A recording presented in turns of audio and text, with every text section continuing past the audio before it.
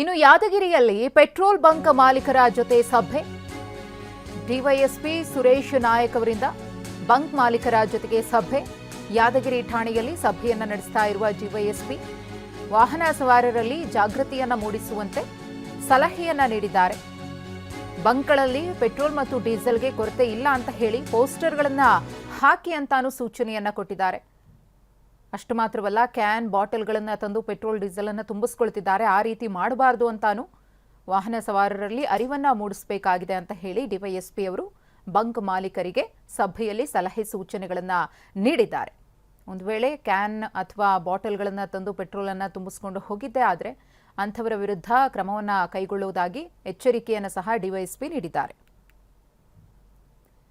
ನಮ್ಮ ಪ್ರತಿನಿಧಿ ಅಮೀನ್ ಈ ಕುರಿತು ಮತ್ತಷ್ಟು ಮಾಹಿತಿಯನ್ನ ಕೊಡ್ತಾರೆ. ಅಮೀನ್, ಡಿವೈಎಸ್ಪಿ ಅವರ ನೇತೃತ್ವದಲ್ಲಿ ಸಭೆ ಕೂಡ ನಡೀತಾ ಇದೆ. ಸದ್ಯಕ್ಕೆ ಏನೆಲ್ಲ ಸಲಹೆ ಸೂಚನೆಗಳನ್ನ ಕೊಡಲಾಗ್ತಾ ಇದೆ ಹಬ್ತಾ ಇರುವಂತಹ ಪೆಟ್ರೋಲ್ ಡೀಸೆಲ್ಗೆ ಸಂಬಂಧಪಟ್ಟಂತಹ ವದಂತಿಗಳಿಗೆ?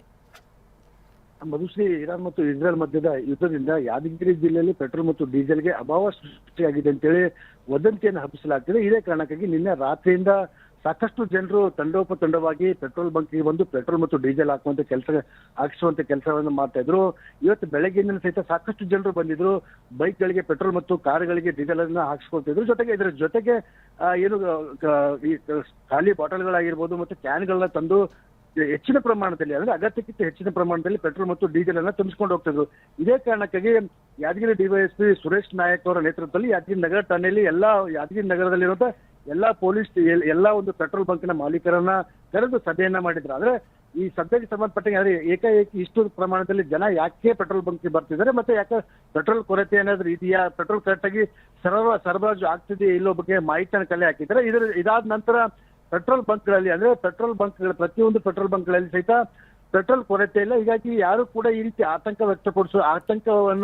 ಆತಂಕಗೊಂಡು ಏಕಾಏಕಿ ಈ ರೀತಿ ಪೆಟ್ರೋಲ್ ಬಂಕ್ಗೆ ಬಂದು ಹೆಚ್ಚಿನ ಪ್ರಮಾಣದಲ್ಲಿ, ಅಗತ್ಯಕ್ಕಿಂತ ಹೆಚ್ಚಿನ ಪ್ರಮಾಣದಲ್ಲಿ ಪೆಟ್ರೋಲ್ ಅನ್ನು ತೆಗೆದುಕೊಂಡು ಹೋಗ್ಬೇಕು ಅಂತೇಳಿ ಸೂಚನೆ ಮತ್ತು ಸಲಹೆಗಳನ್ನ ಕೊಡ್ಬೇಕಂತೇಳಿ ಪೆಟ್ರೋಲ್ ಏನು ಬಂಕ್ನ ಮಾಲೀಕರಿಗೆ ಹೇಳಿದ್ದಾರೆ. ಇದಾದ ಬಳಿಕ ಏನು ಖುದ್ದು ಡಿವೈಎಸ್ಪಿ ಅವರು ಸಹಿತ ಜನರಲ್ಲಿ ಜಾಗೃತಿ ಮೂಡಿಸುವಂತ ಕೆಲಸ ಮಾಡ್ತಿದ್ದಾರೆ.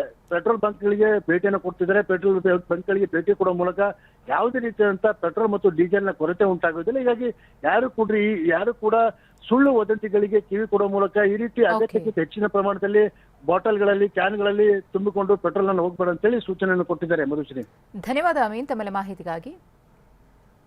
ಇನ್ನು ಬಂಕ್ಗಳಲ್ಲಿ ಪೆಟ್ರೋಲ್ ಮತ್ತು ಡೀಸೆಲ್ಗೆ ಕೊರತೆ ಇಲ್ಲ ಅಂತ ಹೇಳಿ ಕೊಪ್ಪಳದಲ್ಲಿ ಪೊಲೀಸರು ಮೈಕ್ ಮೂಲಕ ಅನೌನ್ಸ್ ಮಾಡ್ತಿದ್ದಾರೆ. ಜನ ಹೆಚ್ಚಿನ ಸಂಖ್ಯೆಯಲ್ಲಿ ಪೆಟ್ರೋಲ್ ಬಂಕ್ಗಳತ್ತ ಧಾವಿಸ್ತಾ ಇರುವ ಹಿನ್ನೆಲೆಯಲ್ಲಿ ಪೊಲೀಸರು ಅಲರ್ಟ್ ಆಗಿ ಮೈಕ್ ಮೂಲಕವೇ ಅನೌನ್ಸ್ ಮಾಡುವಂತಹ ಕೆಲಸವನ್ನ ಮಾಡ್ತಿದ್ದಾರೆ. ಆತಂಕ ಪಡುವ ಅವಶ್ಯಕತೆ ಇಲ್ಲ ಅಂತ ಹೇಳಿ ಅನೌನ್ಸ್ ಮಾಡ್ತಿದ್ದಾರೆ. ಕ್ಯಾನ್ ಡ್ರಮ್ಗಳಲ್ಲಿ ತುಂಬಿಸಿ ಇಡದಂತೆ ಮನವಿಯನ್ನ ಮಾಡಿಕೊಂಡಿದ್ದಾರೆ.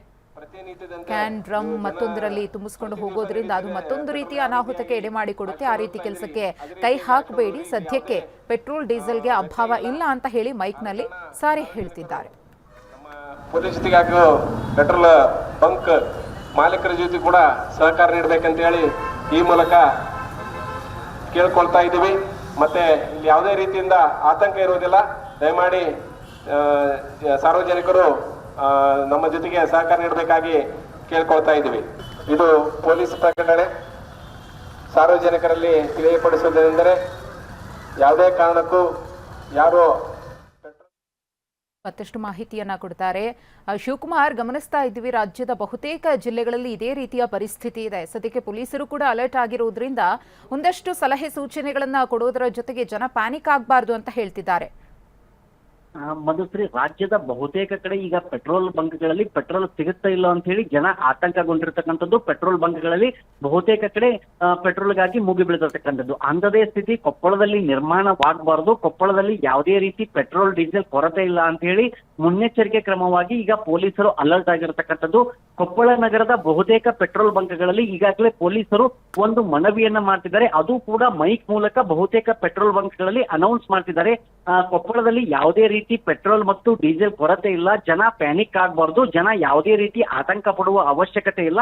ಜೊತೆಗೆ ಅವರು ಒಂದು ಸಲಹೆಯನ್ನ ಕೊಟ್ಟಿದ್ದು, ಯಾರೂ ಕೂಡ ಪೆಟ್ರೋಲ್ ಸಿಗಲ್ಲ ಅನ್ನೋ ಭೀತಿಯಲ್ಲಿ ಡ್ರಮ್ಮು ಮತ್ತು ಈ ಒಂದು ಡ್ರಮ್ಗಳಲ್ಲಿ ತುಂಬಿಸ್ಕೊಂಡು ಹೋಗ್ಬಾರ್ದು ಅಂತ ಹೇಳಿ ಕ್ಯಾನ್ಗಳನ್ನ ತಂದು ಜನ ಕ್ಯೂನಲ್ಲಿ ನಿಲ್ಬಾರ್ದು, ಅದನ್ನ ತುಂಬಿಸ್ಕೊಂಡು ಹೋಗ್ಬಾರ್ದು ಅಂತ ಹೇಳಿ ಸ್ವತಃ ಖುದ್ದು ಈಗ ಕೊಪ್ಪಳದ ಟ್ರಾಫಿಕ್ ಪೊಲೀಸರು ಅಲರ್ಟ್ ಆಗಿ ಕೊಪ್ಪಳದಲ್ಲಿ ಇರ್ತಕ್ಕಂಥ ಬಹುತೇಕ ಪೆಟ್ರೋಲ್ ಬಂಕ್ಗಳಲ್ಲಿ ಮೈಕ್ ಮೂಲಕ ಅನೌನ್ಸ್ ಮಾಡ್ತಿದ್ದಾರೆ. ಪೆಟ್ರೋಲ್ ಬಂಕ್ಗೆ ಯಾರು ಜನ ಬರ್ತಾರೆ ಅವ್ರಿಗೆ ಇದು ಅರ್ಥ ಆಗ್ಲಿ ಅನ್ನೋ ಕಾರಣಕ್ಕೆ ಮೈಕ್ ಮೂಲಕವೇ ಅನೌನ್ಸ್ ಮಾಡಿರ್ತಕ್ಕಂಥದ್ದು.